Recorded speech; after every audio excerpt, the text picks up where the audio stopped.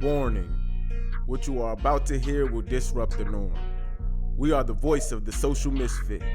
We empower the outliers. Nah, don't run from the discomfort. You need to stay in it. Feel the feels and feel some type of way. Let it hit your core, because that's where our healing and our change begins. System malfunction.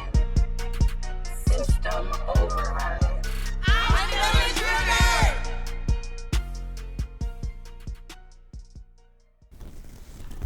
Hey you guys, it's your girl Lauren Jones. What up? And it's your boy Jarrell T.G. And welcome to yet another episode of Feeling Trigger Podcast. And we back, and we back, and we back.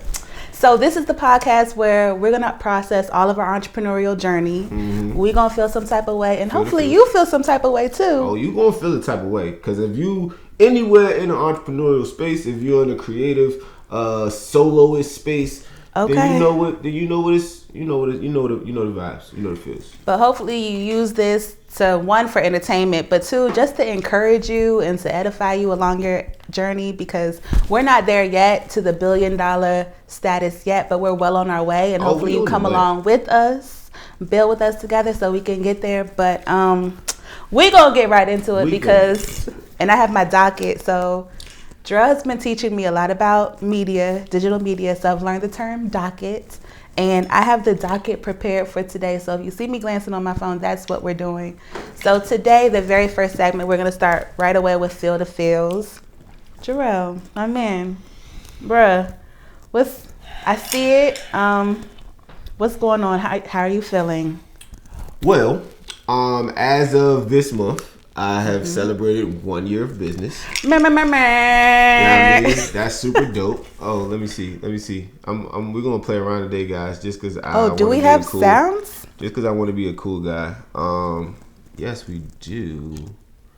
But we'll get to them later. I'm pretty sure that they're in here. I just have to find them. But yeah, man. So like I said, this is my first year in business. I've officially, had my feet wet. Got my feet wet in the situation. But in that, you begin to realize that's like, it's like if you, I like doing like analogies and metaphors and stuff. Really? It's like you put together a dope basketball team, right? So like LeBron's team, because LeBron is a vet. He's been in the game a minute. So when the ups and downs happen, they're a lot more polished, and you're able to kind of battle the ebbs and flows easier. But when you're a new team, like that has a lot of great potential, has played some really good games, and then you start losing, you like, yo, this is your first time in a position of like, and when you think of over the course of a season, losing one game is not losing, being a losing team. Right. Like it's no team that has went 82 and up. Like so you're going to lose games. That's inevitable. The less games you lose is of course the better, but it's inevitable. You're going to lose games.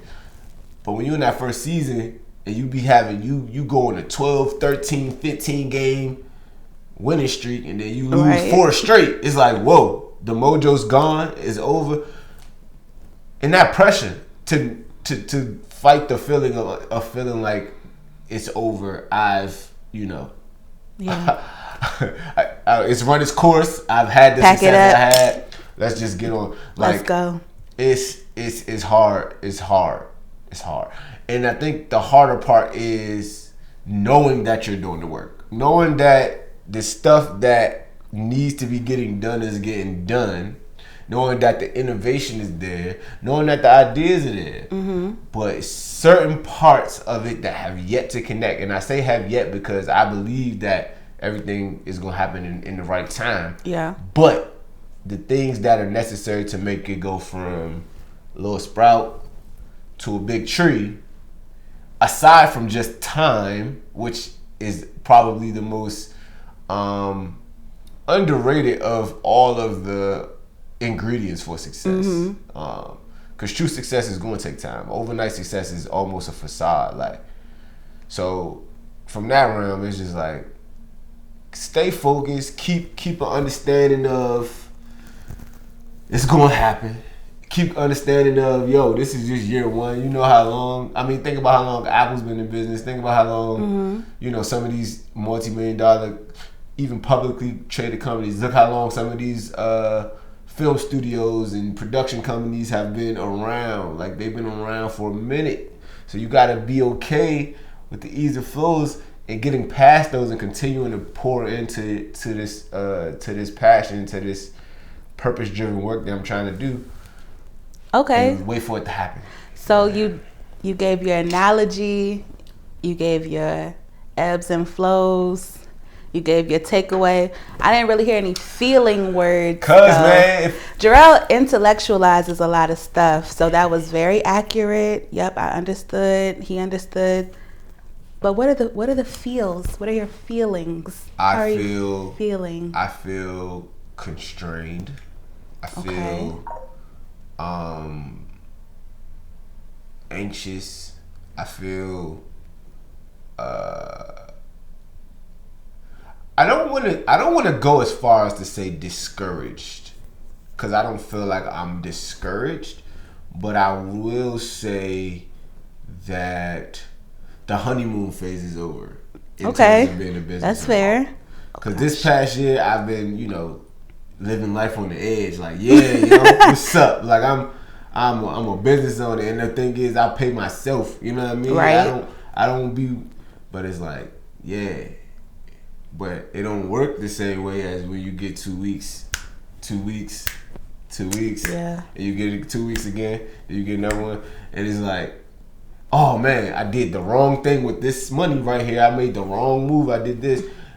2 weeks. All right, let's try it again. But with this, it's like every dollar counts, every action counts, and not to say that there's not gonna still be mistakes regardless. But it's like everyone counts, and every inaction counts. That's the crazy part. That's a lot of pressure. At every point, you're like, and especially as a sole proprietor, it's me.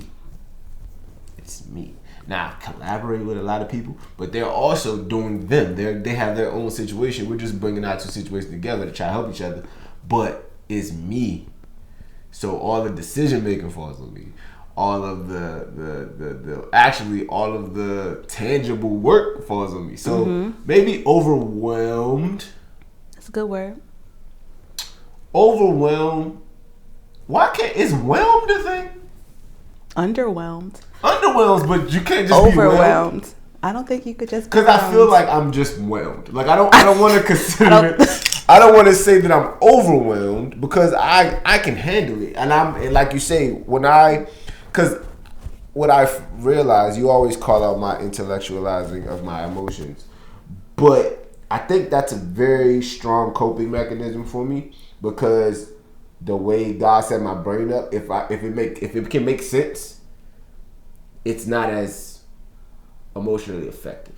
Because I'm like, it's a part of the plan. Because my whole vision, my whole everything, all of the work, everything that I do is a part of it's a master plan. It's the master plan. You know what I'm saying? So when things are not going the way that I see them, if I can figure out or at least come to some level of self-understanding of why this may be a thing. So I don't believe that I'm overwhelmed. And because I intellectualize, I think it's a coping mechanism to my bigger understanding of this is all a part of the plan. So even when it's a down part, when it's down slope, when things are happening that's not in my favor, that I feel like are going against what I think should be going on, if I can find some level of whether personal action or inaction, because like I say, all of those matter.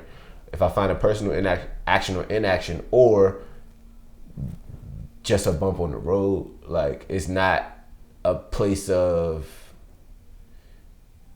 everything's ruined. Like if I can find that idea, if I can find that reason, it makes me feel better. Okay. That's a lot of pressure on your coping mechanism. Not really, It because needs to be an effective filtration system for you. It's not a bad thing to have. It's a great thing to have. I have it as well, which is probably why I see it in you. It can I think it's great as a filtration system, just to but kind of understand. not totally blocking you off from experiencing what you need to experience, because I think our emotions provide really critical information. And if we have this mechanism up that doesn't allow us to get that information, we're not able to make as informed decisions as we need to moving forward. Not to say it's a bad thing to have up. It's great to have filters. I suppose so, but that's what I guess that's where I'm still not necessarily struggling, but that's why I'm still seeking understanding. What is the idea of you are feeling your feels? Like, I is it just the recognition that they're there? Like, is there a certain action, or like, what is it? Because it's like I just said, when you said, okay, but what are the feelings? It's just like, oh, okay, I can tell you what I feel like. What is the feeling of the feelings? If that makes sense. Because we tell y'all this is literally the name of the segment. The segment is called Feel the Feels, and I feel like that is something that I feel that is something that I still struggle with, because I don't know, and maybe, growing up in society that we do, being a black man, we don't really get that space, so we don't really never learn how to do that, because so early we've been taught that as soon as you start to feel anything, to shut them down, and good and bad feelings. Well, positive feelings and more, I don't know how you want to put it. Because you just said there's no negative feelings, they're all messages. I'm mad that's the voice you're using right now. Yeah, it sounds like a Barney special sometimes. Like, feel your feelings. Oh my God. Like, that's, but real life, that was mental health for us back in the day, though. Like, that's really, okay. Barney was just like a psychologist a little bit, bro. So this is so when I say feel the feels, I'm encouraging you to take up space, like not necessarily trying to solve it or resolve it or move past it, but to allow yourself space and time to just let your feelings exist and to feel the way that you need to feel. Because like you said, we have been socially conditioned and indoctrinated within our culture that's just not a thing that we do. Yeah. Like, you move past it, you push through, you power forward. But no, there needs to be dedicated space to, one, become self-aware. So you're checking in, like, no, how am I feeling? What is going on with me right now? What is happening? And then allowing yourself to process it. So whatever you need to do to cathartically release whatever you're feeling, but then you're also using that feelings for information. Like, what do I need to do to rectify anything that needs to be rectified, or adjust however I need to adjust, modify whatever I need to modify. And then once I'm done, once this feeling is no longer like benefiting me, or I'm not learning from it, or I'm not experiencing what I need to experience, being able to let it go. Because a lot of us are just moving through life and we're hoarding and carrying so many unfelt feelings, and they get very heavy and boggled down. And then one little thing that's not even necessarily related to all of the weight that you're carrying and feeling sets it off, and now it's like a domino effect, and the person is kind of like, well, where'd that come from? It came from days or weeks or months or years or decades of not dedicating time to actually feel what you're feeling in that moment. So, is there a possibility to, when I go into the filtration system, that is recognition that there are feelings there, and that is me going, okay, well, what do I need to do to move through these feelings? Yeah, I think you're becoming aware. Well, that maybe not. It depends on what your process of intellectualizing something. Because if you're experiencing life and then you process it and you understand it and then you solve it and move through it, I don't know if you dedicated enough time to really experience what you're experiencing. Like, I think there's lessons and there's elements and anxiety or whelmed or other things that you said that will help inform your next choice. But if you're just kind of understanding like, oh, I'm experiencing this because my phone's not ringing. Okay, how do I make my phone ring? I don't know if it gives you enough time, but I think it's instant by instant, because like if you step on a Lego, ouch, I'm in pain. Why am I in pain? Because I stepped in a Lego. What do I need to do? Move the Lego. Okay, cool. But that might not. It's like ouch. No, that's so yeah, feeling, so I was right? like, that's an example of intellectualizing pain. Right. Or like, oh, I touched the stove. That's ouch. hot. Let's not do that that's anymore. Hot. Why Let's is try it to find another way. hot? Right. But then there's other more complex emotions like anxiety, which is not just one thing. It's a lot of different things. So, okay, why am I experiencing anxiousness? What am I worried about? What is concerning me in this moment? Right. Like, okay, if these specific things are concerning me, let me check the strength of these things, the relationships, the connections that I need to make.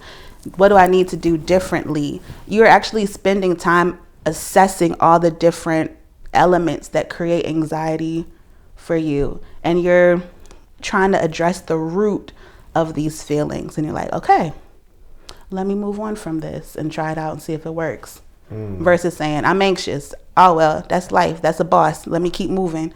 You're not spending any time really analyzing the root, the why. So I'm saying if we blow past that part, we're always going to experience that same anxiety, that same lesson until we really explore. Well, let me dig down deep and really get to the heart of why I'm experiencing these feelings. Which is why I say feel the feels. Like, no, stay in it. It's uncomfortable. It's painful. It's awkward. It's messy. We might not even have the tools, but that needs a moment of your time. A moment of your day, just But yeah, but that's what I'm saying. Like I feel like if you recognize that something's there, and for my reason, for those of y'all that do know me, Lauren, you know me, I am a very like analytical person. I bring a lot of logic to things. So recognition of those feelings triggers me going, why is this happening? What's going on here? Like, okay, cool, this is what's happening. And so you're saying that that's still the same question that I'm asking. How do you feel? Like you said, sit in and fully experience what it is that you're feeling, because it sounds like the process is the same as intellectualizing it. You're trying to understand what it means and where it's coming from. So is that the definition of feeling the feels, or is it just like I'm hurt, so I have to just sit here and cry because that's... Yeah, I think it's a mixture of things. I think understanding it is important, but right. Even if you can't understand it, I think it's still warranted to have a space where you're experiencing it. I think understanding it and experiencing it are different. They can work in tandem. You know, if you step on that Lego and you experience this pain, this sensation, yeah, I can intellectualize it by saying, oh, there's a Lego there. Oh, let me move this Lego. I will never step on Legos again. But I'm still experiencing this pain. So I have an option. I could just blow past it and be like, the pain will wear off. Or I can say, you know what, let me sit down. Let me put some ice on it. Let me massage my foot. Like, let me do certain things that are a direct response with experiencing to the actual pain, not the root experience of, not the situation in which brings the pain. Right. So I understand why I'm hurt. Right. But my hurt still sad. Deserves some treatment. I still need to dedicate, I was on my way out the door, but no, I'm stopped. Let me treat my foot, and then I'll still go out the door. I'll still move my life, and I'll still now be hyper sensitive of Legos forever and ever, always. That traumatized me now, but I still allowed myself experience of the pain. So it's the difference between understanding it and experiencing it. And there's going to be emotions, there's going to be situations that we can't fully intellectualize. And I think that if that's our only measure of addressing emotion, and there's a moment where we don't understand emotions because our emotions aren't governed by logic, it doesn't have to make sense. I think that's going to spiral us because we're going to get so frustrated about not being able to say, why can't I grasp this concept? Why can't I understand what's going on? And that's a lot of pressure, which is why I said that's a lot of pressure on that coping mechanism, because essentially it's going to feel like it's failing. But no, that's not the design. Essentially, you still need to experience it regardless if you can understand it. If you can understand it, great. But you still got to experience it. But it made sense with that foot one, because it's like intellectualizing and addressing the problem would be moving the Lego. Mm-hmm. Understanding and experiencing the pain, and then, you know, coping with the emotion would be, like you said, icing the foot or doing whatever. But we've been taught to be like, come on, we're gonna be late. Come on, we got to keep going. You don't really get the time to. Dang, that hurt. We don't but I'm not hurt, really. It did hurt, but I'm gonna act like I'm not hurt. Right. Yeah, meanwhile, foot still throbbing on your way to wherever you need to go. And I think culturally, we're good at one and we're not necessarily good at the other, but we need space and time to feel. Right. Which is why I've been saying feel the feels. Feel every piece of that. Use it. Because now when we are experiencing worse stuff, like, oh, I stepped on glass, or, oh, I'm keep using my foot thing, but still, do we have the tools and the resources in our toolbox to know what on earth I'm supposed to do with that? Normally, when I stub my toe, I just keep it pushing. Now I'm broke the glass and I see blood. I don't even know what's step one. I never felt pain. Like, I've never dedicated time to experience pain before. Yeah. I don't know what to do. And a lot of the times we're walking around with shards of glass, essentially, whether it's physical or emotional. We're just walking around bleeding on everything. And I'm kind of like, you've been bleeding on that for a while. We haven't really dedicated much time to really feel what's hurting, or we've become so desensitized, so numb. It's kind of like, oh, another shard. It's fine. I'll add it to my collection. I'll manage. Yeah. It's just what we do. We just walk with shards. We're Team Shard. That's Team Shard. And I'm like, you should probably. Weird. It does. That sounds weird. It does. I couldn't not say it though. Yeah, that's. We went on a tangent because I didn't even say how I'm feeling. I know. But I think that was important though, to really kind of reintroduce this segment. So for me, feel the feels. I feel tired. Like I'm feeling tired. I really resonate with what Jarrell was saying about being a full-time entrepreneur and not having that financial security, and every move has to be calculated and intentional in order for the check to come. And I don't want to be in that space of doing the work for the check, because I've been in real full-time work where you're doing the work for the check. And it creates this very toxic environment. And with being an entrepreneur, it's just you. I don't want to create and foster that toxic mentality where I'm trying to do whatever I need to do in this moment to ensure that I can pay myself through my company. So I'm realizing that that's manifesting again. And I think that I'm able to identify that because I've experienced it before. Because I know that that's going to lead to compassion fatigue. That's going to lead to burnout. That's going to lead to maybe I should just hang, entrepreneurship up on the shelf real quick, jump into whatever we need to get it done. So I'm realizing that I'm feeling, I think, overworked, which is frustrating to feel that way for two reasons. One, you're the only person working. Facts. So if the only person working feels overworked, who's going to pick up the slack while the overworked person gets some reprieve? Facts. And two, it's extremely frustrating because I'm a clinical social worker. You think I know how to maneuver basic human emotions, but nevertheless, knowledge does not remove you from experiencing what you need to experience. I can comprehend. I see it. I can kind of a bird's eye view. I see me and I see the things that I'm doing every day. And it's a lot. I see the relationships I'm making. I'm seeing the work that I'm making. And I'm saying to myself, ooh, that's a red flag. Ooh, you shouldn't do that. Whoa, you working too much. You ain't sleep. So the clinical side of me the, sees it, but I'm still doing it. I'm still experiencing it. What's the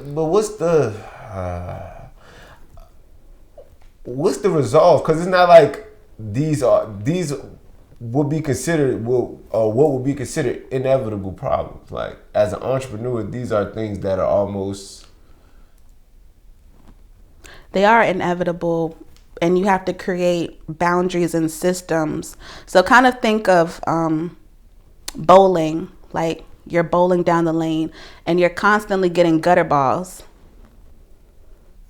You know, that's just, I mean, I'm throwing the ball, it's going down, it's just going up. So you end up figuring out, you know what, let's put up rails. Let's put up those bumper things.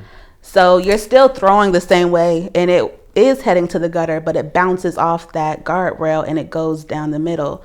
That's kind of how life works when we're talking about coming up with coping mechanisms or some type of safety boundaries to prevent whatever it is we're trying to prevent. So even if you just learn to throw it different. Yeah, I mean, if I'm not saying that you should just do one thing, you should do multiple things. But as of right now, the easiest thing to change is by creating boundaries and systems in place. And then once you have those safety measures, then you can work on skill, you can work on form. But as of right now, we're working on survival. And if you're constantly going in the gutter, that's not effective survival. So you're just putting up some fail-safe boundaries to make sure you don't fail. Like there's no way you're gonna mess this up. It's gonna go down there. And then once you have that, then you can risk. You know, you can try new things. You could try new forms, try new strategies. And then when you master that, you can decide, maybe I don't need these anymore. Maybe I do, but it's. And then what's cool is, I think when you get those safety harnesses or railings, as you use in the bowling analogy, when you get that safety, it actually causes you to be more ambitious, like by default, because you like, I can't hit the ground, so I can put a little bit more risk into it. And I feel like there is definitely ways. There's definitely ways, and I definitely don't want to discourage folks from feeling like there are ways to put safety nets around you. For some people who do both, like a lot of people have 9-to-5s and they have their business, and of course, until they meet a time where their business is, you know, more lucrative, they stay with their 9-to-5, which is dope, and which is super admirable for the people that can do that. But for us that, you know, just jumped out in the water, you know what I'm saying? With no floaties, no nothing, no life jackets, nothing. We out here living the dream. Because this is my thing, like, I'm not a gambler, but everybody knows the old rule of gambling that, you know, house always wins, which is, I don't feel like is the name of the game. Even though in some way, form, or fashions, in the industry, especially in the media industry that I work in, the house does win in a lot of ways. And in order to be, you got to be innovative in order to even, you know, match odds with the house. Like, so trying to match odds with the house, provide your own self with, because what most happens is the safest way to gamble is play with house money, right?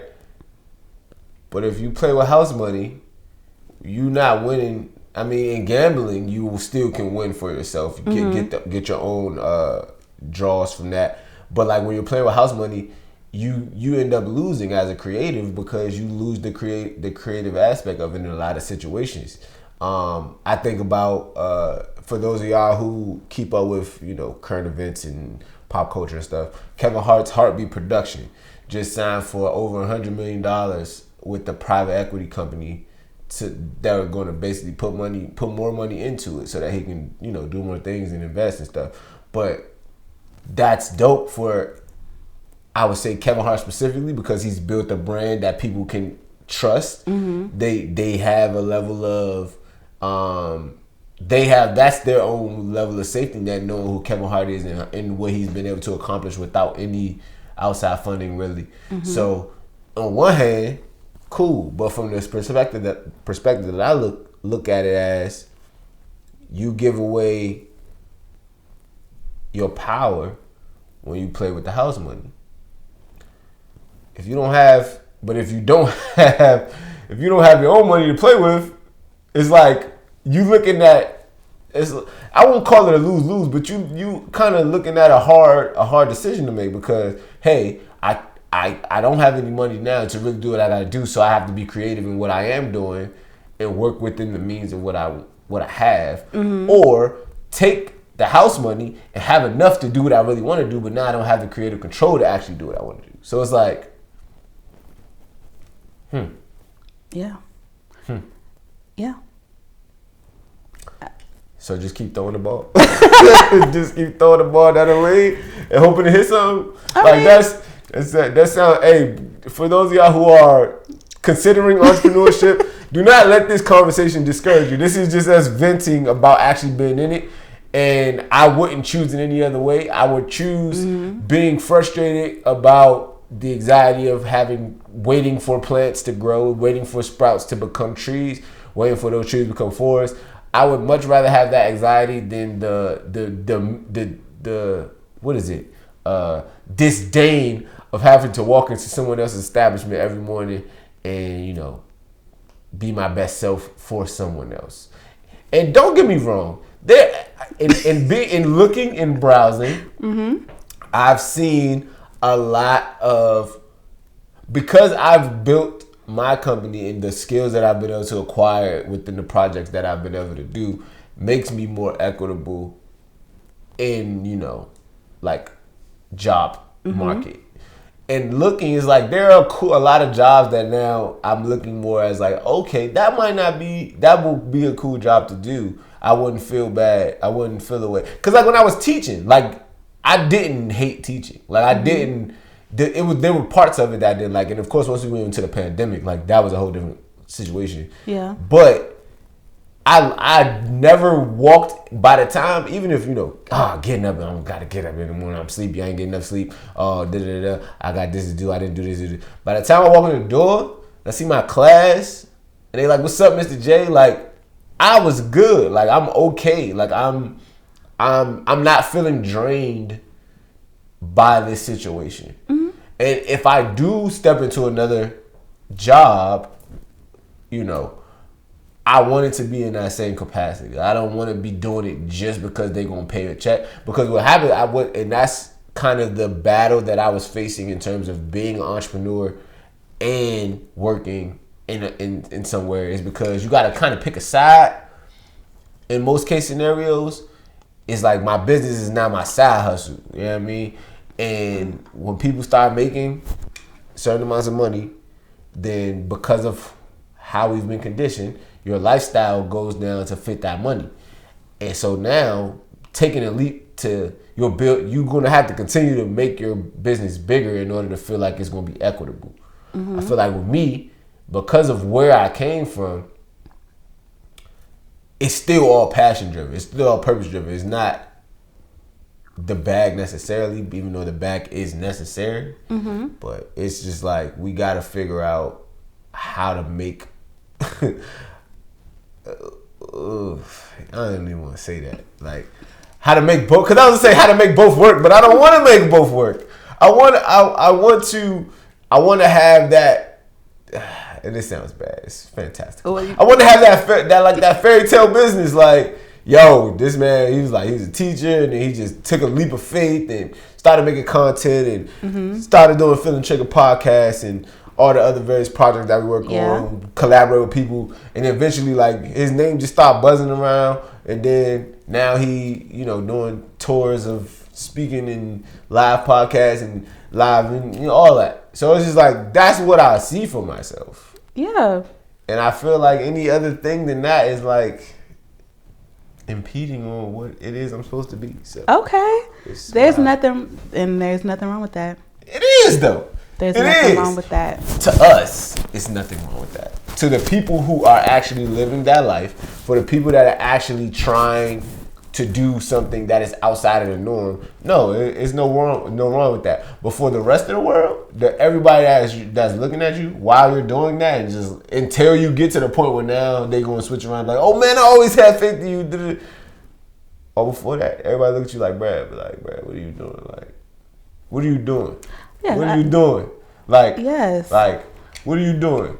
You ain't driving no 2020. You know what I'm saying? You ain't got no dope suburban crib. Like, you ain't, you know what I'm saying? You ain't going out at the fancy restaurants all the time and pouring up fancy bottles of wine. This is really good wine, by the way, guys. Apothic Red. I like Winemaker's Blend, but Inferno is also really good. Hey, if you want to sponsor the Philly Chicken Podcast, we don't promote drinking. Okay. We don't promote drinking as a means of coping with your feelings. However, in great conversation, it's also great beverages, and this is a really great one. So, Apothic, hit me up. Boom, there it is. We can make some things happen. There it is. Some commercials. You might as well. But anywho, you want some words? Sure. You wasn't even drinking it. I'm sorry. I was sipping, but sorry. I mean, you could still talk. Yeah, Okay, yeah, thank you. Sorry. Oh, shit. I feel like we should do a commercial now. But I'm commercial for Apothic? well for just libations. Oh, libations or vices coming to you. Vices. But okay, we'll but that's later. That's later. But I'm saying nothing's wrong with that. This mic is not working. Hold on, let me pause this for a second. Boom. So I agree with everything that you're saying, and I don't think that there's anything wrong with it. And continuing this bowling analogy, and then it's going to transition into a different one when we get into the trigger warning. If everybody's stepping up to the lane, you know, everyone has this visualization of what it looks like to strike, to get a strike, whatever it is. So if that's your strike as far as your business, if that's what you want for your lifestyle, then so be it. There's nothing wrong with that. Everyone has different lanes. Everyone has different strike zones. And a lot of us essentially are just throwing the ball. And the more we learn, the more we modify to ensure that we get closer and closer to hitting this strike. Some people had training about how to throw strikes before they even stepped up to the lane. Some people ain't never have no kind of training as far as even how to hold a bowling ball or choose the right one. So they're fumbling in the beginning. Some of us have arms hurt. I think that's me. Throwing the ball so long, the arms hurt. Like, we thinking about, should we change arms? Should we just leave? What should we do? I think that we're all at different levels in life as far as getting this strike. Some people were observing, they just getting strike after strike after strike. They just throwing the ball, and it just so happens to go down the lane.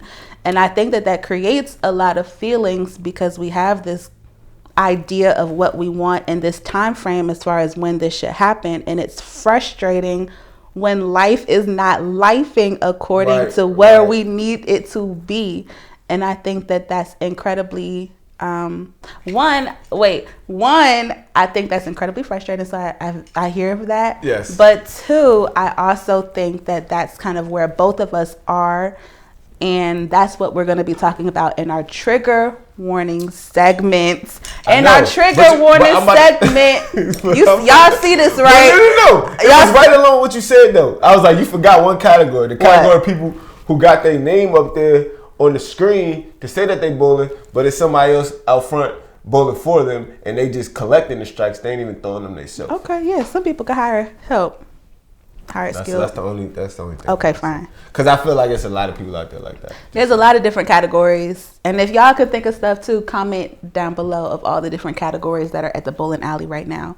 And I think that analogy transcends to what we talk about before, because I think that we talk a lot about nature-based, garden-based strategies and analogies. And we're planting seeds, right? We're planting seeds, whether it's the skills that we're learning to better our business and better our professional development, whether it's the relationships we're nurturing and growing, whether it's the collaborations and the connections, whether it's the items for our business, whether it's the financial assets for our business. We're just planting all these different categories of seeds. And seed planting, I think, is so exciting because we can very vividly visualize what we want for this seed. What's it gonna be? Like, I can already see it happening. Like, I have big plans for Propel, and I know you have big plans for Griosphere. Oh, boy. And we've planted rows and rows and rows and rows and rows, and then we collab on rows, and we just have so many different things. And there gets to a point where we're exhausted from seed planting, and we're sitting and we're sitting and we're sitting and we're sitting and we're sitting and watching it, it is sprout, and it's doing a little something, little green pop out the bottom. We're like, oh, it's a little bud, little stem. It's like I'm right now. I'm not gonna say I caught a green thumb, but I'm trying to walk. I'm trying to step into this world. So I planted my fiance. Jasmine Cole, shout out Jasmine Cole, and All in One Voice. That's her company. We all entrepreneurs and business owners out here. But her mom for Christmas bought me it's like a little kit, like a learner grow kit. That's 4 different types of bonsai trees. So I just planted them, and the first one actually has a little sprout coming up, and I looked, I was like, oh man, because it's like, yo, like I did the process, put the seed, and it was like a little bit, like it was not a super long amount of time. I have 4 of them, and only one of them sprouted, but it's like, dang, like this joint connects with life so well, because it's like all that I had to do, it took us like 45 minutes even to just plant them. The day before we was about to go plant, it was like, yo, you gotta first put soak the seeds to get them hydrated and all this other stuff. So we think we about to go plant them. Dang, we gotta wait another 24 hours, put them in water, wait, whatever. Finally plant them, and it's 4 of them. Only one of them joints is even shown a little bit of growth. It is exactly. And you go check every day, like, yo, okay, is it grown? No, is it grown today? Is it grown? And it's just like, nah, bro. Nah, this shit ain't going nowhere. You good. You got a little bit of minute. Like, I promise, the garden experience is so similar to growing your business, like growing and sustaining and scaling your business. Sustainability too, because it's like, despite the fact that you see no growth, you see no green sprouts, you see no leaves, you just dirt. Just dirt. Dirt. And the thing is, now you don't even see the seeds no more, right? Because it's in the dirt. But you still gotta go. You gotta water. You gotta touch the dirt. Make sure it's moist. You gotta make sure the light is hitting it. Yeah. And it's just like, yo, what is going on here? I don't like this. No, I don't like it either. Because the world showed us that it's just gonna be like that. You're gonna put the seed in the ground. A microwave society. Yes. Jack and the Beanstalk type vibe. Just put them down and do. It's crazy. And even so, we get those messages pre-entrepreneurship. And I think that kind of also is like, okay, yeah, I could do this. Yeah, facts. And then you get in it and you still hear those messages, but now you're also experiencing it, and the messages and the experience aren't necessarily lining up. So I think that also kind of creates like, am I doing something wrong? Was I supposed to, let me double check this instruction. Or you realize the people you was talking to wasn't even, they didn't know what they was talking about. Then you start talking to people that's actually doing it. You're like, no, it's going to take at least 5 years before you even see anything from this. Like, and then hearing that juxtaposition is kind of like, I don't know if I got 5 years. First of all, ain't nobody tell me it was going to be 5 years now before I started, and now I'm in it and it's going to take me 5 years. What am I going to do in the meantime, in between time? Gotta wait. Gotta wait. And I think that's where we are in this meantime, in between time, of knowing that we have this forest coming. And however long it's going to take, God knows. I don't know. If you look at them trees, and when you think about what a seed is, like when they always talk, biblically speaking, always talk about the mustard seed. When you literally see, and like you can't the even see size a mustard seed. Of a mustard seed, like it's literally almost microscopic. Like it's literally that. But then when you see the plant that grows from that little small seed, it all makes sense. When you look outside, you see all the trees and know that they started from little small seeds, acorns or, pine cones or whatever, and now they're super huge. It's like, I get it, but then you cut that tree down and you look at the rings and realize that joint is almost 1,000 years old. Like, it took a long time to get there. Like and I don't think there's enough messages that kind of talk about what to do in that in-between space. That space where you're just kind of existing and you're feeling all the feels. You're feeling all kinds of ways, just kind of out there looking at the landscape, and you see the trees in the distance and you know what you want your garden to look like or what you want your forest to look like, but knowing there's so much time in between, and what do you do with all of that time? And there's been a period in time with me, with my entrepreneurial journey, where the well has run dry because I dedicated time, energy, resources, skills to nurture this plot of land, and it's planted and it looks good. All the dirt looks good, and kind of just sitting around, rows and everything. Just kind of sitting around, bills come every month. Facts. And you're kind of like, why so you said this is a 5-year thing. Okay, what am I going to do for next month? And you get that anxiety. You try to figure out plans and solutions, because a lot of your time, energy, and resources is in the dirt. Already sold. So there's this space, like, what do you do? And there's been a moment in time where I decided, like, you know what, let me just get a side gig. Let me just get a contract gig. Let me just do I'm going to shelf this. I'm going to check on it periodically. It doesn't necessarily need 100% of my time and energy. I'm going to just split that and do a little side gig. But I don't know if that's the answer for me. Knowing that I've done it, I've experienced it. But Jarrell is in a similar situation coming up now. He's debating what should he do. And what's funny is when you fully established in 2016, right? Mm-hmm. That was 2018 when you felt like that. Because that was our first year at ACE. Well, all the way up until 2020, I've always had a side gig. I wasn't full-time entrepreneur until 2020. So I got the business established in 2013. I got incorporated in 2016. All this time, I'm still working full-time, part-time, contract, side gigs, all the way up till 2020, which is when I was like, I can't juggle all of this. I have to choose. And I chose my business. But look what happened in that little bit of time. It's only been not even 3 years since that, and look what's happened. Yeah, like May 2020.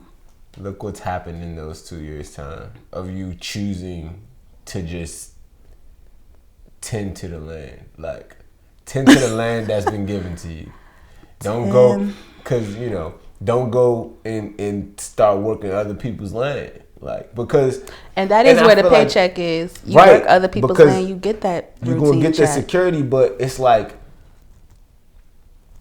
It also comes with glass ceilings. Mm-hmm. Talking my little brother. Shout out J. Cole. He know who he is. Talking to him and his mindset of it, because he works a 9 to 5. Actually, he got a couple of jobs, and he do some entrepreneurial stuff as well. Mm-hmm. But it's like when you in a company and you see the top person in that company and realize you want to be further than that person is, that sucks the whole life out of you working in a particular organization. Yeah. And I feel like that was what happened to me, because I worked in a private school. So all you see is teachers, administration, principal, board. Mm-hmm. There's no upward mobility in that space. If you in a public school, you get a little bit more upward mobility. You can go from teacher to administrator to possibly to a principal to working for the school board. But even superintendent, I've met the superintendent, multiple superintendents that we've had. You just work a regular government job like everybody else. You're more known for it. Mm-hmm. People know your name, but you just work a regular government job. So it's like when you look at those situations, it's hard. It's hard for me to go and look at going to get a job, because most people, especially in the job market today, they want dedication. They want a vigor to come and change and come and be impactful in this company. And it's like, I really just want your check so I can pay my bills. Yeah. While I'm really doing what I really want to do. It's just the means. Maybe in the future, depending on how well you act and what your you know, your moral fiber is and all that good stuff, maybe I'll bring my company over and we can collab and we can sit together as partners. But if I'm not coming in as a partner, like I even be like a little bit side-eyeing W-2 money in general, because it's just like, that just means that I'm working under you. Like, you getting write-offs for me. Like, that's it. And it sounds bad. It sounds bad because like everybody, it's like so many people doing that. But like, it's just like you just getting the write-off off of me. Like, and regardless whether I'm super excellent as an employee or doing the bare minimum, I'm gonna be in the same spot. Like I watch, you know, like my mom works in government. She's been working in government for her entire life, like her entire career life. And it's like, she talk about employees. It's like, hey, this is my right hand man. He get all the work done. He on my staff and do. And then you talk about like, but there's this one girl. She be coming to work late. She don't be dressed. She don't do. But they got the same job. It doesn't make a difference. It doesn't matter.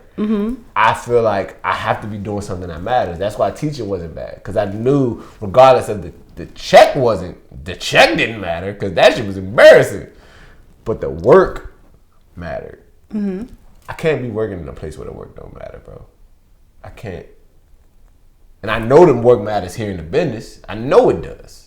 So it's just like, what do you do? What do you do? These are the questions. And to bring back that bowling analogy, you're at the lane, you have your ball, you're throwing the ball. It's still not getting that straight. Like, there's time to figuring out this system that works. Like, there's a formula. I really feel like there's some type of hidden, well-documented, systemic formula that if you have it and plug and play, it works. But we don't have access to that. We don't have that. I really feel like it's passed down from generation to generation to generation. How to navigate, how to build, how to sustain, how to grow, how to scale, how to network, how to gain donors and philanthropists, how to get sponsors. There's these formulas in place, and I think it's important. What helps me, how I intellectualize stuff, is understanding that these things exist, but also understanding that there's this wall that has not allowed me access to this information or the resources or the relationships to make it easy, to make it make sense, to make the business flourish and to grow, you know, at the rate and speed that I want it to grow. Right. So it's okay to intellectualize that, but I still have every right to feel frustrated and to feel exhausted and to feel kind of at my wit's end, as far as there's not much more I can do to toil the soil. I've done everything that I needed to do, but understanding that there is time and place for everything. And I think that when you talk about farming, when you talk about agriculture and gardening, there's not a lot of conversation about what to do in between those moments. Like if you're reading how to grow a plant and it takes, you know, like if you plant the seed, it takes 4 to 6 weeks to grow. What are you doing between those 4 to 6 weeks? So if you know it takes a business 5 years to flourish, what are we doing with the rest of our time to ensure that when it hits, every other system is in alignment so the crops can just flow through whatever they need? Because I've realized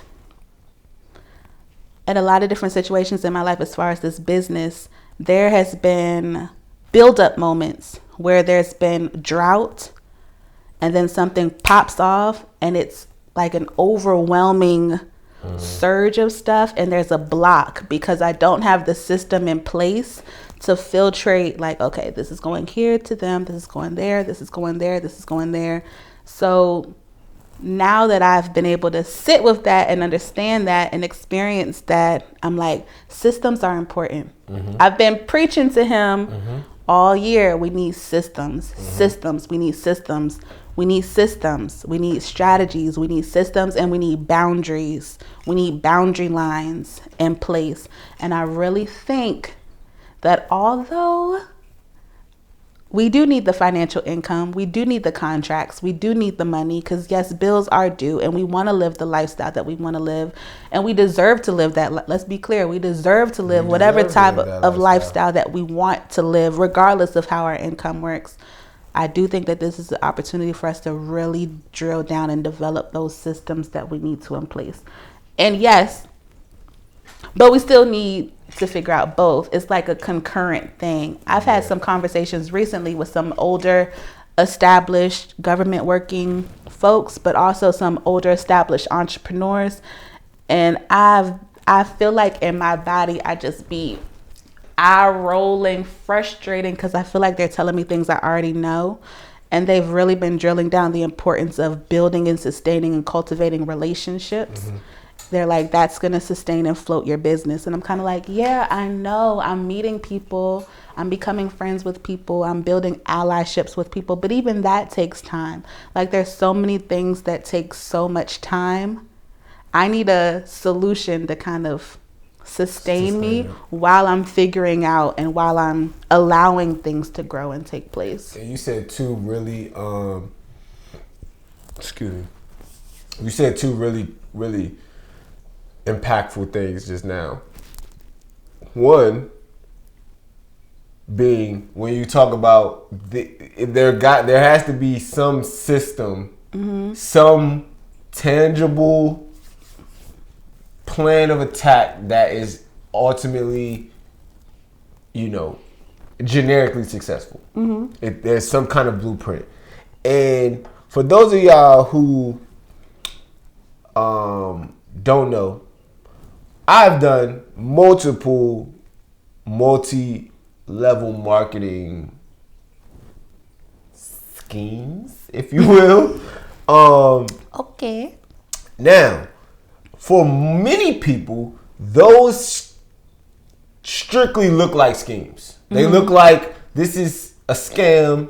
And that's the first thing that people hear, but it's not. It is legitimate business. It's legitimate small business ownership. You might have a product, you might have a service, and it's an effective business plan. So much so that many people do gain a lot of success off of it. But a lot of what that is determined, a lot of what determines who's successful in these particular marketing endeavors is your network. Yep. What I realized, I did my first one when I was still in Greensboro.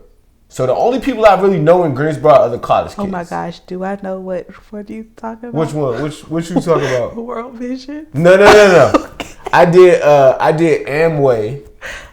And they actually had a couple of different businesses within the business. So one is you can do they were basically product based. So they had like health. And really, if I still had the $500 a year to continue just to renew my subscription or whatever, to have access to the products, because it's like a lot of products they have, the name might not be popping, but like what they were selling, like they had sustainable, you want to pause it? Yeah.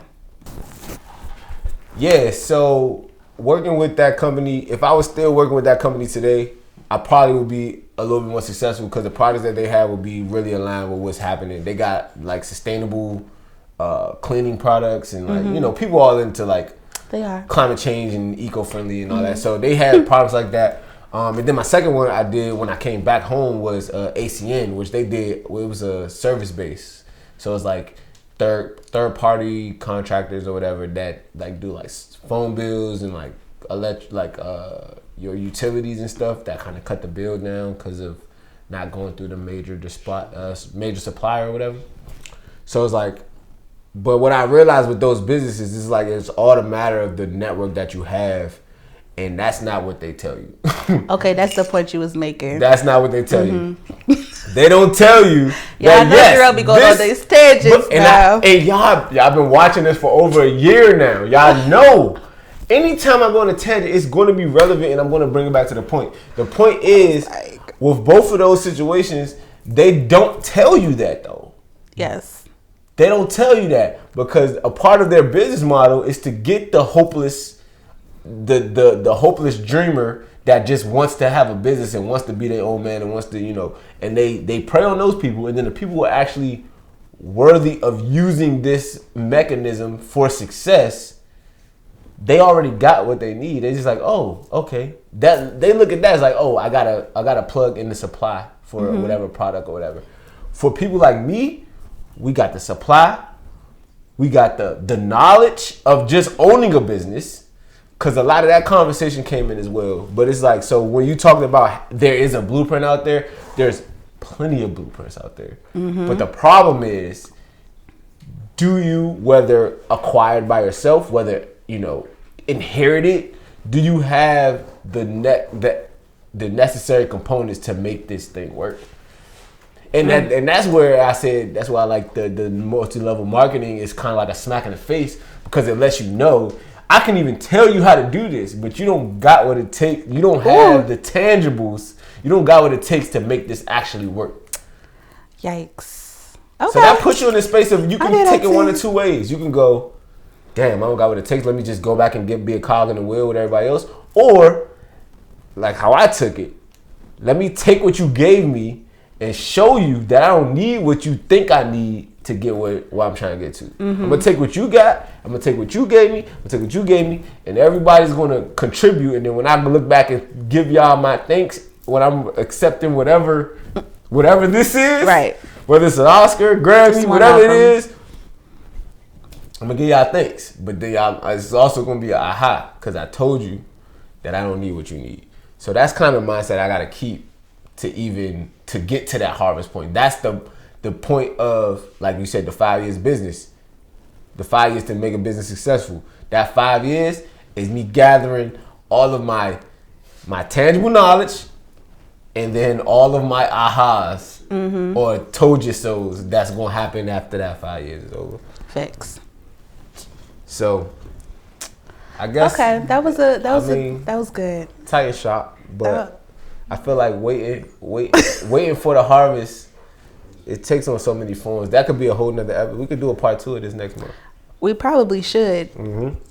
Periodically, we actually should just kind of let them know where we are with the. Yeah.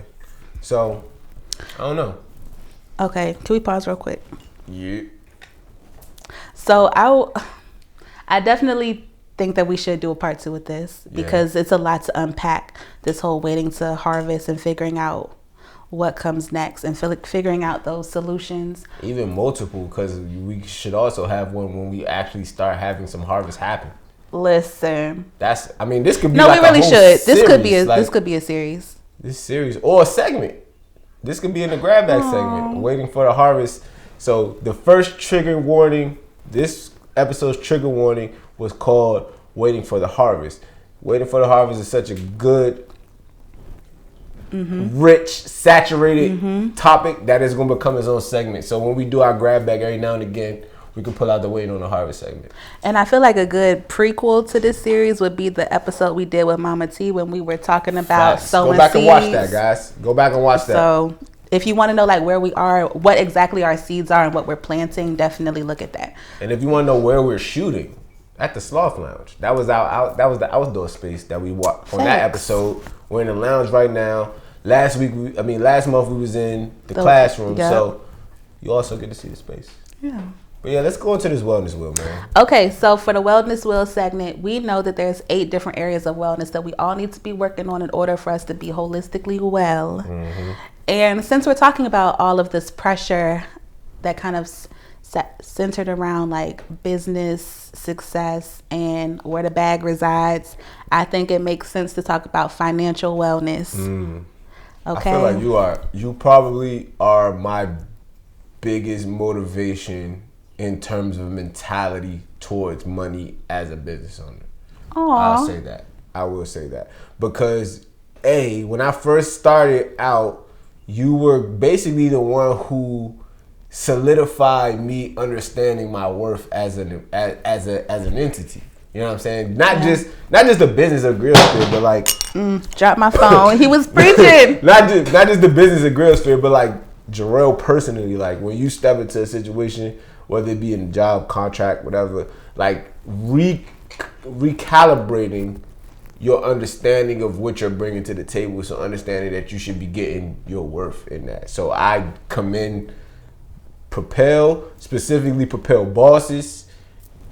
And boss lady, like you be motivated because you be like, listen, but not only that, it's because you also was moving like that though. Like it's a difference between telling somebody like, hey, when you go to this, when you talk to these people, when you ask for, put in an extra 15% just because, like whatever.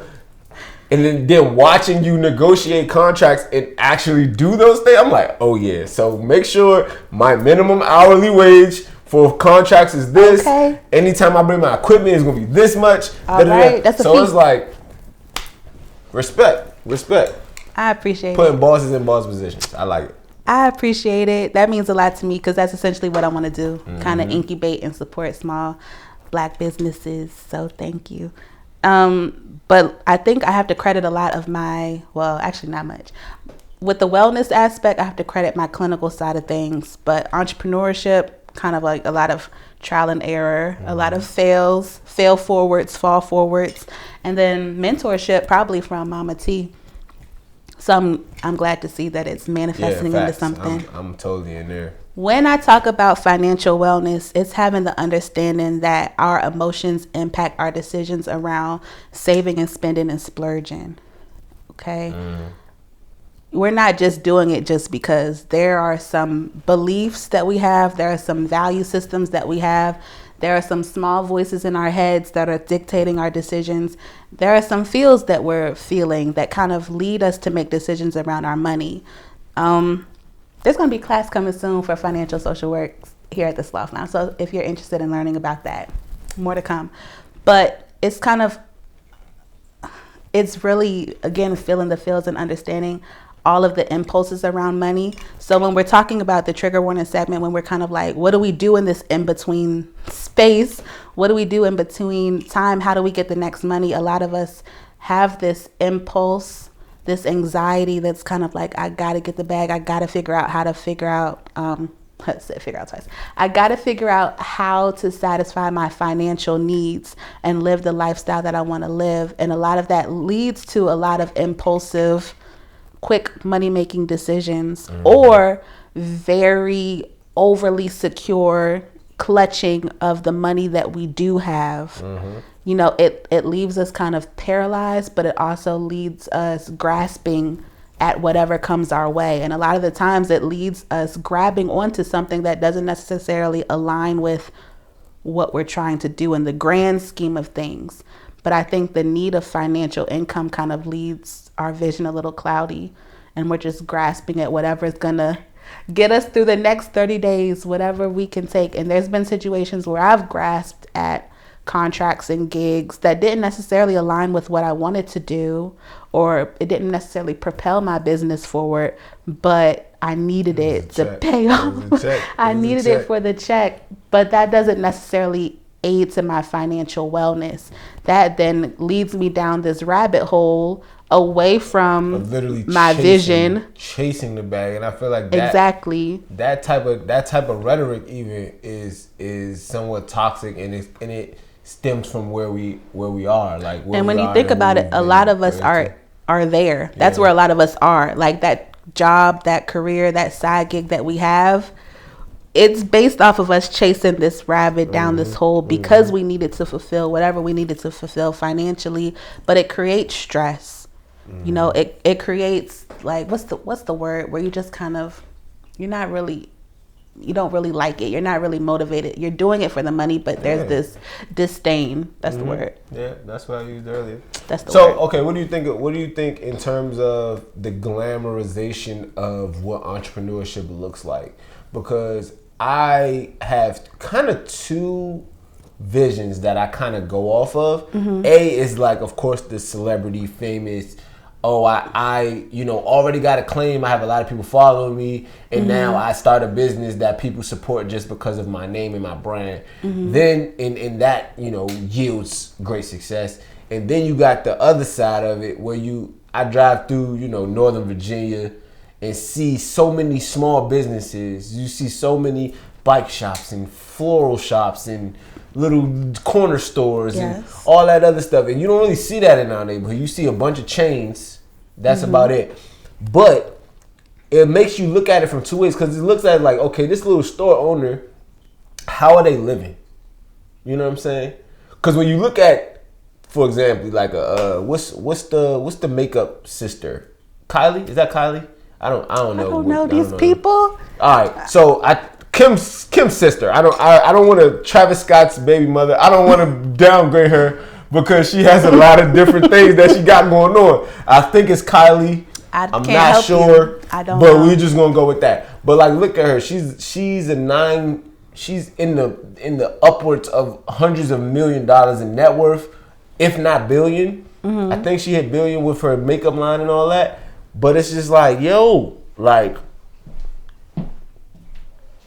it's like, yo. Brandon walked right in front of the camera. That's good. Yeah, nah, it's all good.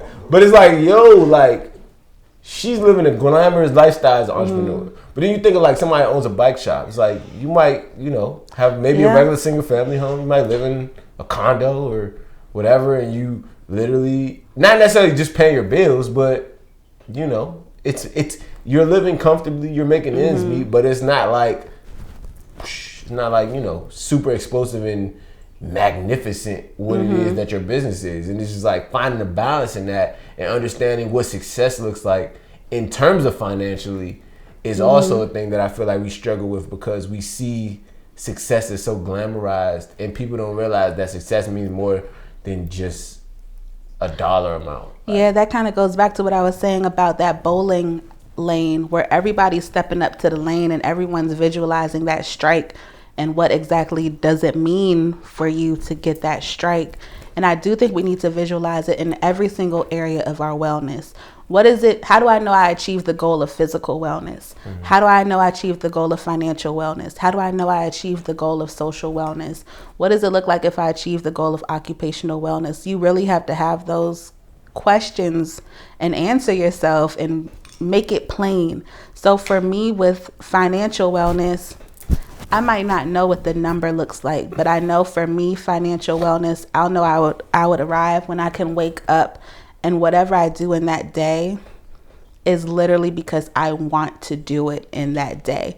It doesn't have nothing to do, it's not associated with any type of money. If I want to wake up and spend the entire day upcycling some furniture, then that's what I do. And I don't have to worry about the stress of, oh, this bill is due. Oh, that bill is due. Oh, I really should be doing something else that can actually make money versus doing something that I enjoy.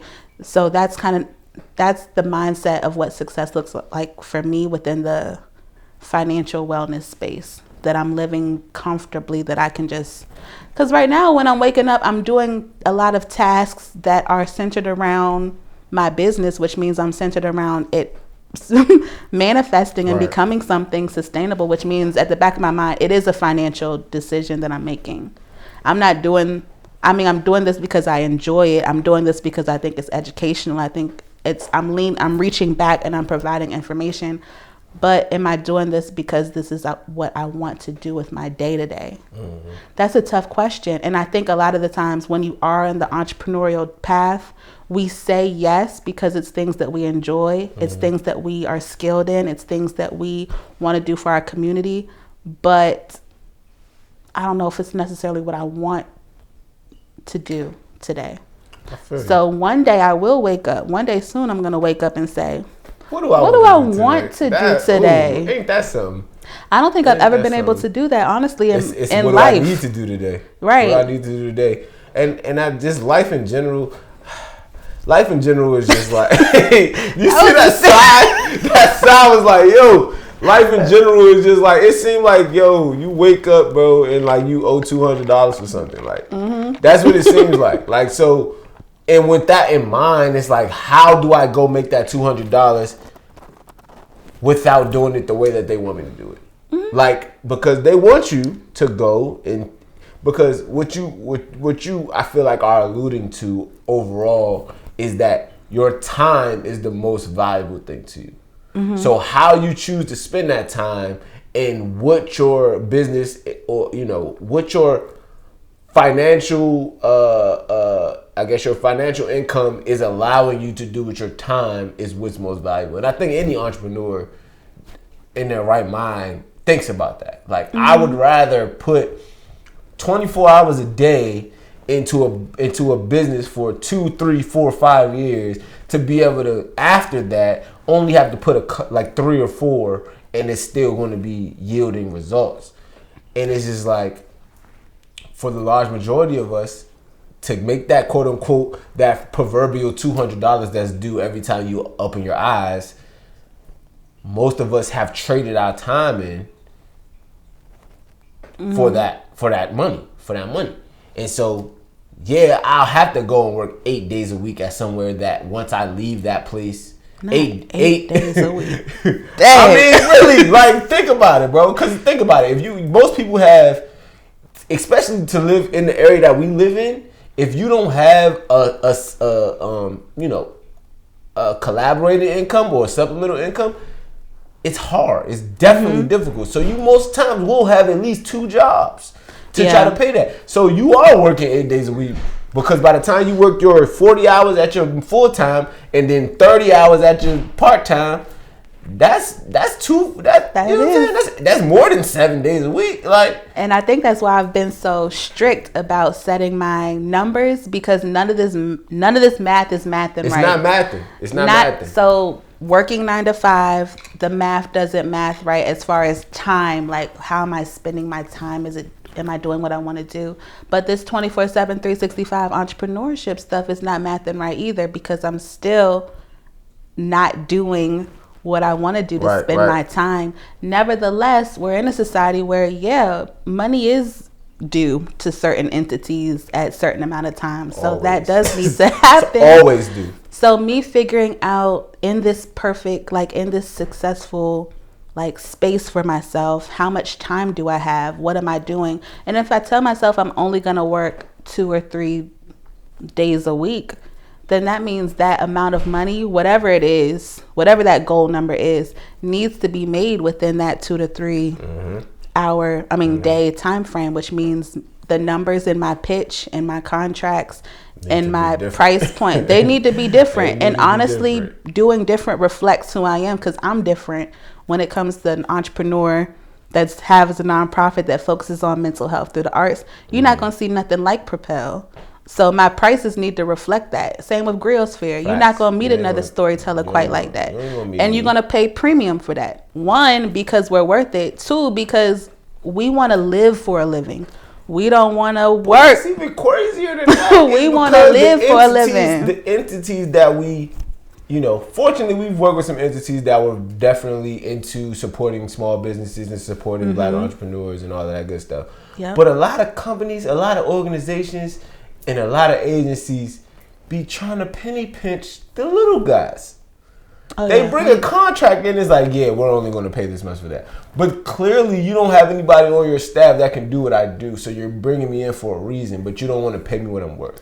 And even that is kind of us grasping, because sometimes we do grasp and say yes, like, oh yeah, I know I should be getting more than this, but I need it for this moment. Like, we make those financial decisions from an anxious state. Yeah. But we don't. So figuring out, being aware of that anxious state. So acknowledging that we're anxious, we're feeling that we need to feel those feels. We need to make calculated decisions based off of that.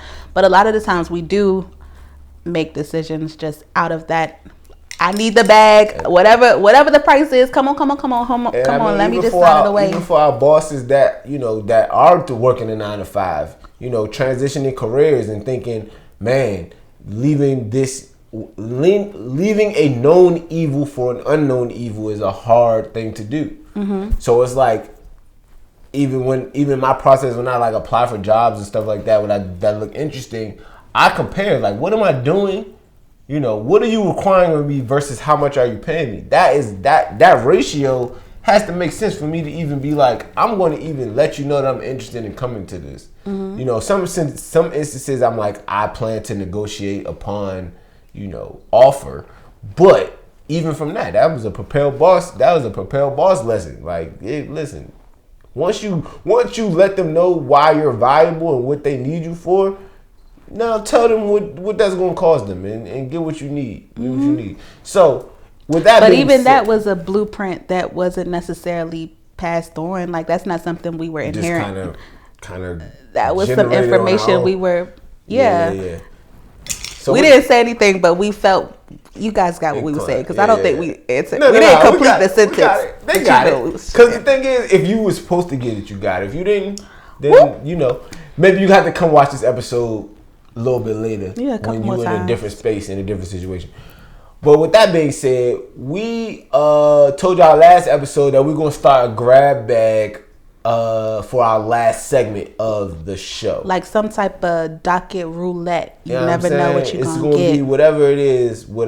So today we are going to do solution focused, which is we spent the majority of this episode talking about our problems, talking about our emotional concerns, talking about all of the various pitfalls and ebbs and flows of entrepreneurship. So this segment, we are going to take the opportunity to start brainstorming solutions. Now, this is right here on the spot, y'all. Y'all are getting a real live Propel Productions Grillsphere collaborative brainstorming meeting, which normally lasts 3+ hours, where we just sit and throw ideas out and try to figure out what we can do to get us to the next step. So y'all are gonna get a small snippet of that right here on the podcast. So hey, welcome to the family. Again. Okay, and I'm gonna reintroduce the problem, because you might be like, what specifically are they brainstorming for? So right now we're in a space and opportunity where we're waiting for the harvest. So we've done the work. We've laid out the blueprints, we made the connections, we made networks, but now we're in this voided space where the money has not been following suit yet. So we're brainstorming solutions to help generate income for us while we're waiting on our harvest sprout. Okay, so this is just money solutions for entrepreneurs. So can I give my first one that this is not on the spot because we kind of did it prematurely, but so I'm looking currently, of course the summertime's coming, students out of school, a lot of what we do, Propel and Grillsphere, is working with youth in various aspects. So what I was doing was applying for teaching artist jobs at various organizations to try to, you know, get contracted into a couple of roles in some different spaces. Which is dope.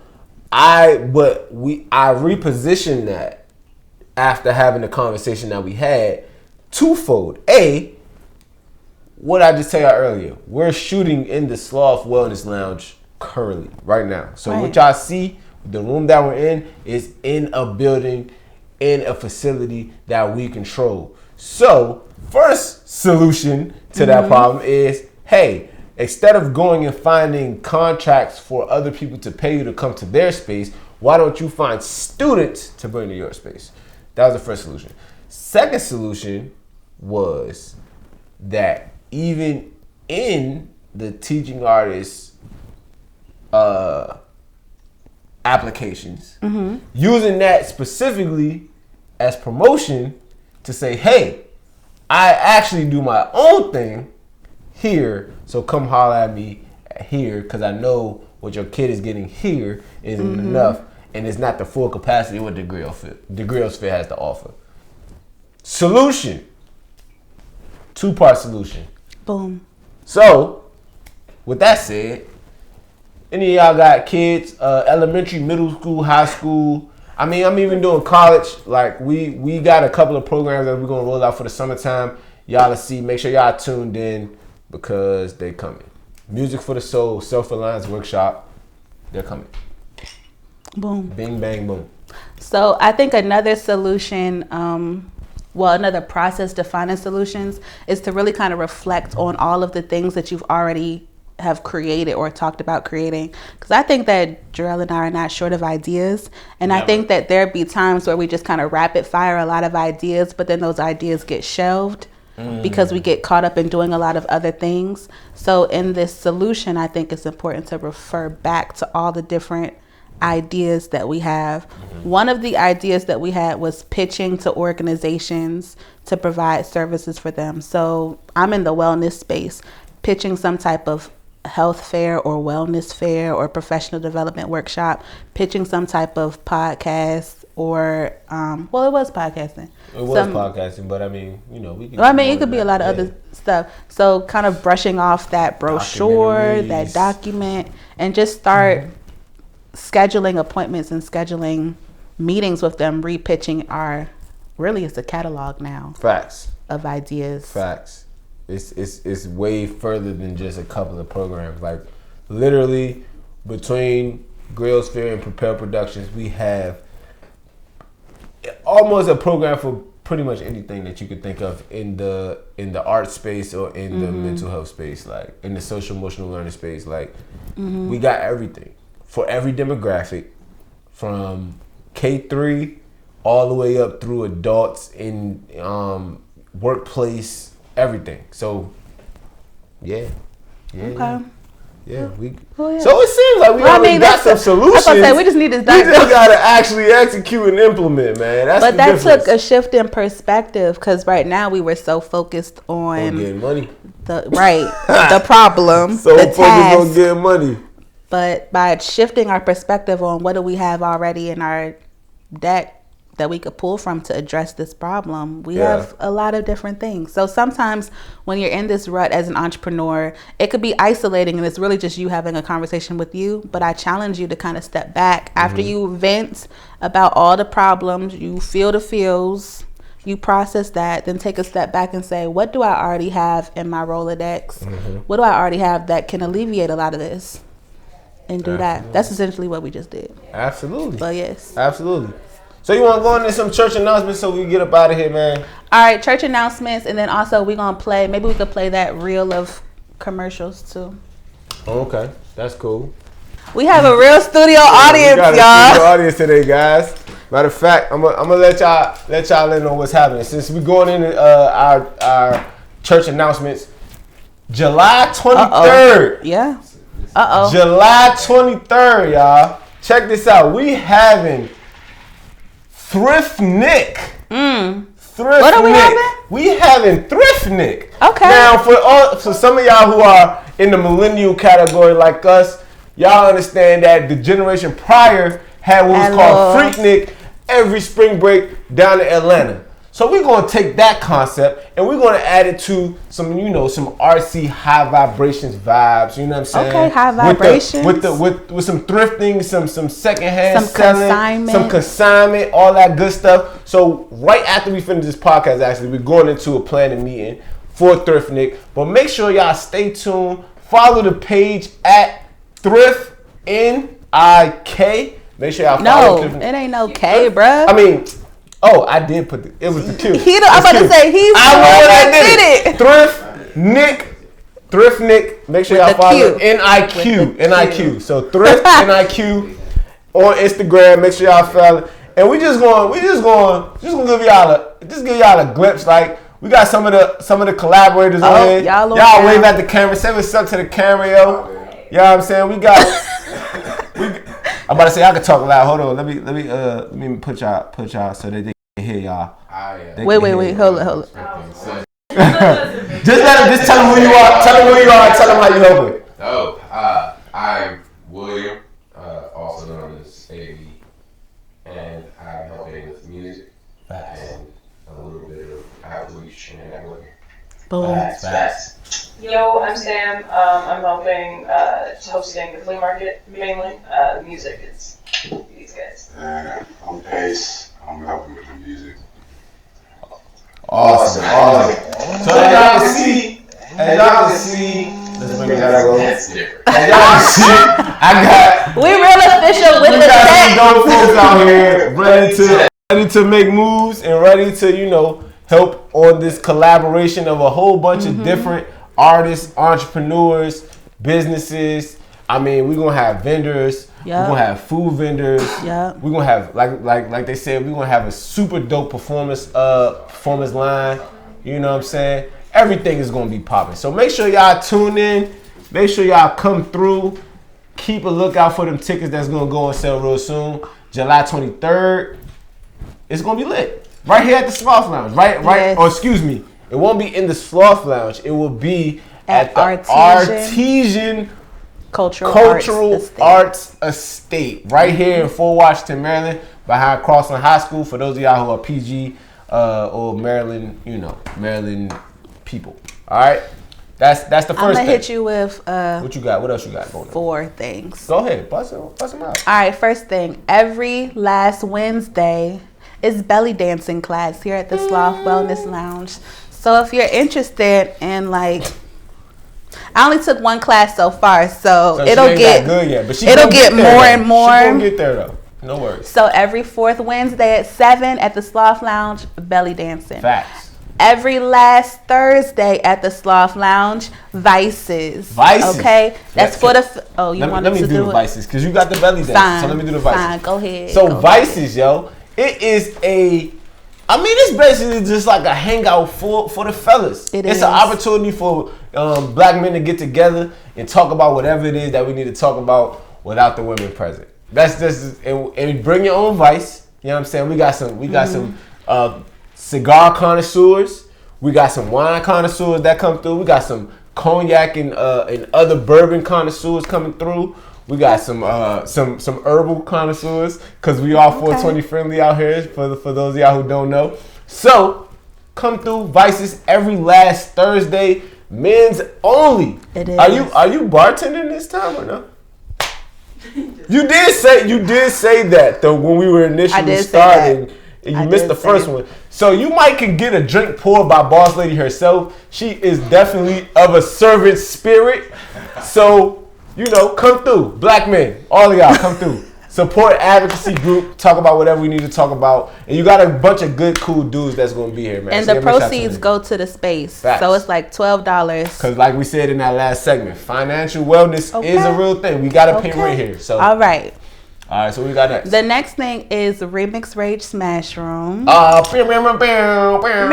never found the... I did.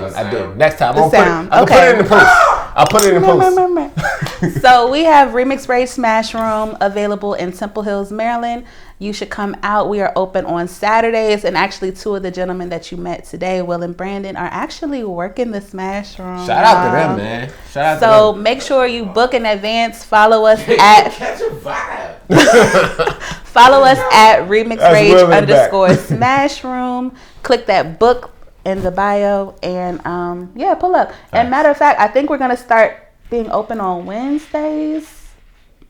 But I'll follow up with them later. But we're definitely open on Saturdays. So come through. If you're feeling some type of way, you're feeling stressed, anxious, angry, bored, pull up, destroy stuff. We have appliances, we have electronics, we have glassware, crank your music, all that. So that's the Smash Room. And what's the last thing? Oh, the last thing is Propel Bosses. Okay. So every second Friday. We meet up here. You got last Wednesday, last Thursday, anytime you want to book the Smash every Saturday, Room, and then second Friday for the Propel Bosses. Propel Bosses is a support group for small business owners and artists. So if you're looking for a tribe to build, if you're looking for a space to learn, if you're looking for a community to grow with, this is the space, this is the place, this is the people that you need to be with. Jarrell's already referenced Propel Bosses a couple of times here. I'm a product. So anytime when you see the grill sphere and all that we got going on and all the mission that we're carrying out, just know that it was incubated in Propel Bosses. For sure. So a portion of it is really focusing on our mental health as bosses. In order for us to do well with our company, we have to be well. So we talk about that. Next, we're learning together. So we're learning those strategies to help fortify, whether it's our financial stuff, whether it's our operational stuff, our service, our product stuff.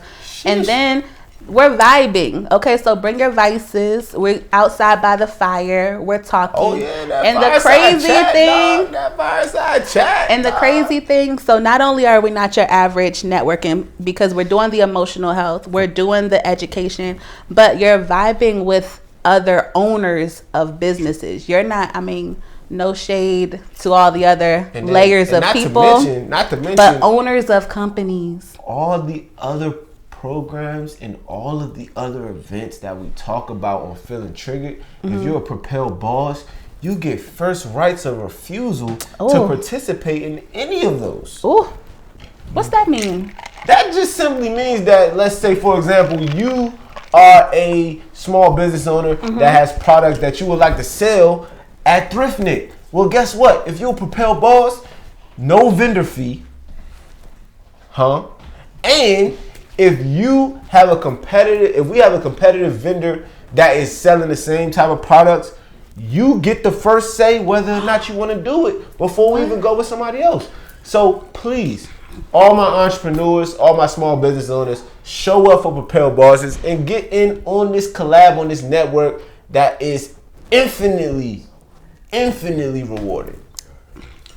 He said it. And I got one. Can I get one more? Yeah. I mean, yeah, it's your turn. Also, we have launched a new show called Our Cinema, right on Alpha Conductor TV. Okay.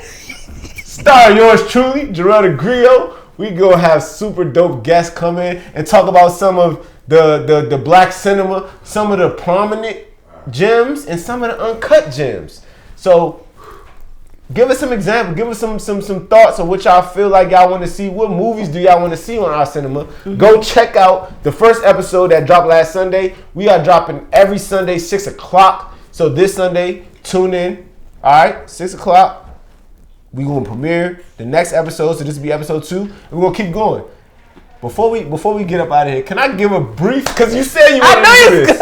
You said you want to do this. Okay. So let me give y'all a real quick understanding of where the idea for this whole show came from, right? Yes. I'm talking to Lauren. So we at Artesian's Cultural Art Estate. We are. That has, about what is like 4 acres back there? It is. Right? And so we thought it'd be a great idea to have, hey, Miss Linda. Y'all, we have a real live studio audience today. Yes. So we had a great idea. It was like, yo, let's do some movies on the lawn, right? Mm-hmm. And of course, I'm always repping for the culture. That's what I do. So I was like, yo, let's watch some historic black films, and from the prime time of black film, black cinematography. Let's play some black directors out there and all that stuff. And Lauren was like, well, let me think. That's a good idea, but I might not necessarily had ever seen some of these movies First of all, before. that's not. I haven't never seen none of these movies before, so you got to get me hip to what is the movies for the culture. I said, wait a minute, Lauren. Wait, hold on. Okay, can I just jump in real quick? Hold on a second. Okay, let me just jump in real Go quick. ahead, you got there might be, there's a lot of movies I feel like I've seen, but yes, there's a lot of movies I have not seen. But No. I feel like if they give me just the little crumbs, then I could. But see, that's slip not what through we my talking mind about. That's not what we and talking see, about. have I seen it or Because- have I not because seen anybody it? But okay, in the culture- okay, sir. Okay, Go ahead. Go ahead. Let me begin at the beginning. Oh my As God. a PK, okay, as a PK, growing up, born in 89, growing up in the 90s, there was a lot of movies for the culture that I was not able to see. That was like prime real estate for black cinema. It was, Prime real but estate. growing up as a PK, I might not have been able to see certain rated movies, and I should not be faulted for that. We're not faulting you, though. And so, We're not faulting you. so there might be some memes out there. There might be some always quotes gonna be some out memes. there that I might not fully get right away because I might not have seen the movie. But I feel like since I've been old enough to see movies, I see them very sporadically, here and there. But it's kind of like spades, But listen. And be clear, I know how to play spades, okay? But it's kind of like spades. If someone admits that they don't know how to play spades, it's not like let me teach you how to play spades. No. It's more like you don't know how to play spades? Oh, you don't know how to. That's 'cause and we that's get it how out the this mud. is. And We that's get it how out the this mud. is. Okay, That's what we do. And again, to be clear, I know how to play spades. Okay. But with the movies, Well, we gonna have some spades games going at but this. with the movies. But with the movies, they're like, oh, you ain't see that? Oh, you ain't see that? No, I didn't see it. Can we pull it up? Can we watch it? No, it's just a bunch of teasing. Clearly, hold on. So clearly, she took her being the origin story of how this show came about in a negative light. So let me change and kind of reposition it. Can I restructure it for a second? Okay, let me sit. Lauren is responsible for inspiring the idea that we may have some millennials and further that have never seen some of these movies, and then we have some Gen Z and further that have never seen these movies. So this can fill a void for a lot of people. Therefore, we came up with the idea of Our Cinema. So you can check that out every Sunday at 6 on Artful Conductor TV. And eventually, we'll have Boss Lady on to talk about a movie that she's actually seen. And it's really funny because we have a segment. Our interview segment is also called You Ain't Seen This Movie. After we have a conversation about the movie, we play a quick little trivia game similar to Family Feud, where they play Fast Money. And you got to answer at least 3 of the 4 questions. If you don't get at least 3 of the 4, You didn't watch that movie. you ain't seen this movie, okay?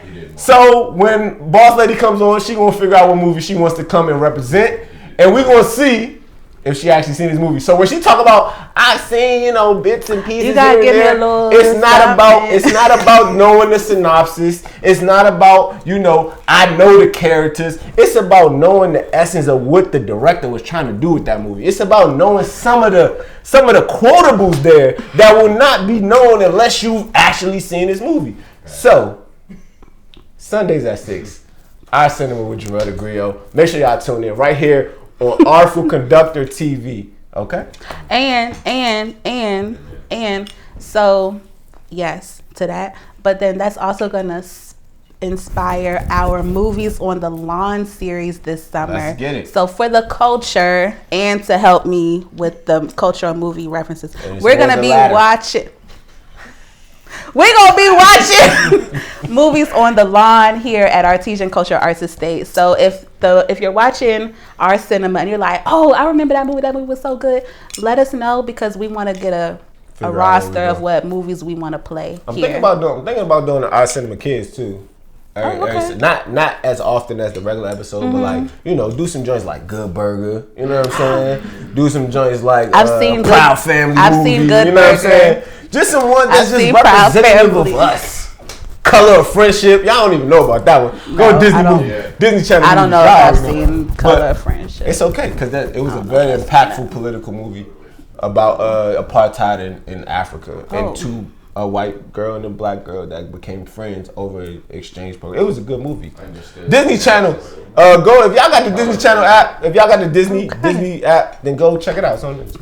But yeah. So I think that was pretty good. I think that's all our church announcements. But if you want more, we have more on Artful Conductor TV. Make sure you subscribe. Watch our playlist to see what's coming. But we're gonna sign off soon because as you can see, we have a live studio audience that we're gonna meet with soon for Thrift Nick. And again, it's your girl Lauren. And I'm Jarrell T.G. And this is another episode of Feeling Triggered Podcast. We'll see y'all next time. Blessings and favor. Yeah. I really wasn't expecting. System malfunction.